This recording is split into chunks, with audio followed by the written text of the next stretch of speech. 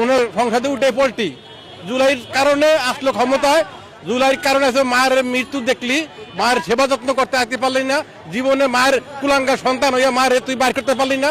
যেই পোলাফান গুলা বাইর করলো সেই পোলাফান গুলা মারতেছ, পিড়াইতেছ, হ্যাঁ কথা বেয়াদব হইতেছে, আর কথা জানে না।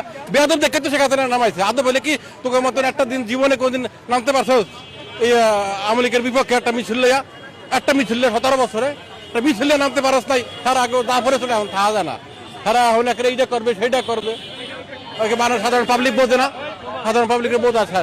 তুই মায়ের কুলাঙ্গা সন্তান, তোর মায়ের তুই দেখতে পারছ, তোর মা অসুস্থ। হ্যাঁ, এই 18 কোটি জনগণের সাথে প্রতারণা করছেন। এই বিএনপির ভুলের কারণে এই শাপলা চত্বরে হত্যাগুলি হয়েছে। প্রত্যেকটা প্রশাসনে, প্রত্যেকটা জায়গায় কিন্তু এখনো সেই দাদাদের, সেই দিল্লির কিন্তু লোক কিন্তু এখনো বসা আছে, এখনো কিন্তু মুক্ত হয় না। আসলে বিএনপি হলো তো মানে সুবিধাবাদী, মানে যদি কেউ রেডি করে তৈরি করে দেয় সেখানে খাইতে পারে, কিন্তু তাদের আর অন্য কোনো ক্ষমতা তাদের নাই। তারা যে একটা পাতিল আনবে, আইনাদের পাতিলের মধ্যে গরম পানি করবে, করে চাল দেবে, চাল ফুটাবে, ভাত পাক করে খাওয়াবে, সেই ক্ষমতা বিএনপির নাই। আরেকজনে পাক করে দিচ্ছে, সেটাকে খাওয়ার জন্য সে প্রস্তুতি নিচ্ছে। আর যদি তাই যদি না দিত, যেদিন খালেদা জিয়ার যে বালির বহর যেদিন ছিল, সেদিন আমরা রাস্তায় ছিলাম, সেদিন যদি প্রত্যেকটা ওয়ার্ডের থেকে যদি 2 জন করে লোক নামতো, আমরা 10,000 লোক নামতাম। কিন্তু তারা বালির গাড়ি দিয়ে সরাইতে পারে না। আর সবচেয়ে বড় কথা হলো যে বিএনপির পিছনে যারা যারা ছিল সব ছিল ভারতের দালাল। এই দালালদের জন্য এই 19 বছর আমাদের কষ্ট করতে হয়েছে। কারণ যেই জন্য আল্লাহরে যেখানে খালেদা জিয়া 3 জনের নিয়ে একটা মিটিং করছে, সেইটা কিভাবে জানলো যে খালেদা জিয়া পল্টন মোড়ে আসবে? তাহলে আল্লাহ বোঝেন যে তাদের কোথায়, তারা কি অবস্থায় আছে। আজকে দেখেন, তারা একটা দিয়ে দেখেন, আপনার শাপলা চত্বরে কি করলো খালেদা জিয়া? রাত্রে বলছে যে আপনি সবাই থাকেন, কিন্তু কেউ আসে নাই। ওই দিন যদি খালেদা যে ভুলটা করছে, ভুলটা যদি না করতো, যে ঠিক আছে বেশ ভালো কথা, আজকে হেফাজতের যারা শাপলা চত্বরে আমরা সবাই চলে যান, আজকে প্রোগ্রাম করেন, আমরা চলে যান।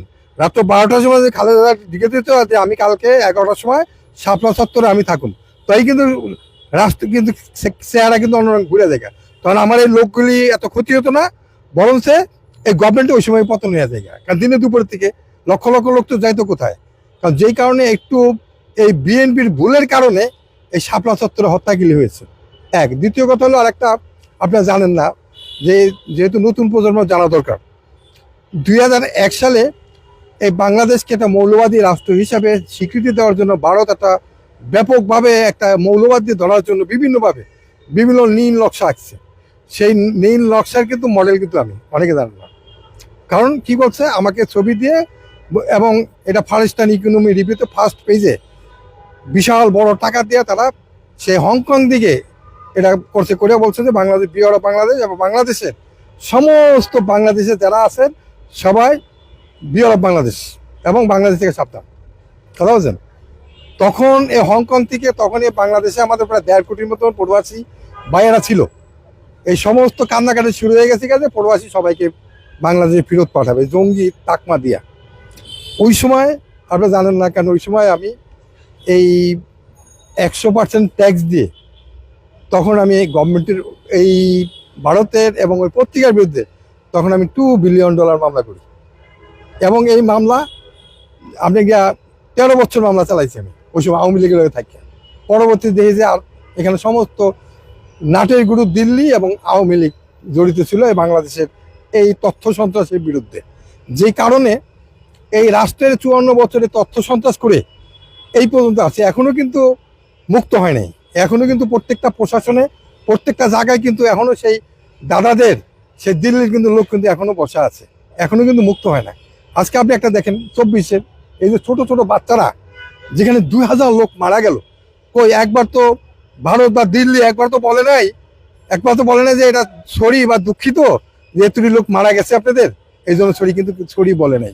কারণ হলো 2000 লোক মারা গেছে, 35 থেকে 40,000 লোক আহত হয়েছে।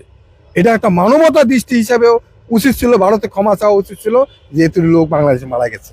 কিন্তু এদের এই মারা যাওয়ার পরে কিন্তু উচিত ছিল বিএনপির তাদেরকে সহযোগিতা করা, এবং বিএনপির এই যে হা ভোটটা ছিল, এটা 100% বিএনপিকে মেনে নেওয়া উচিত ছিল।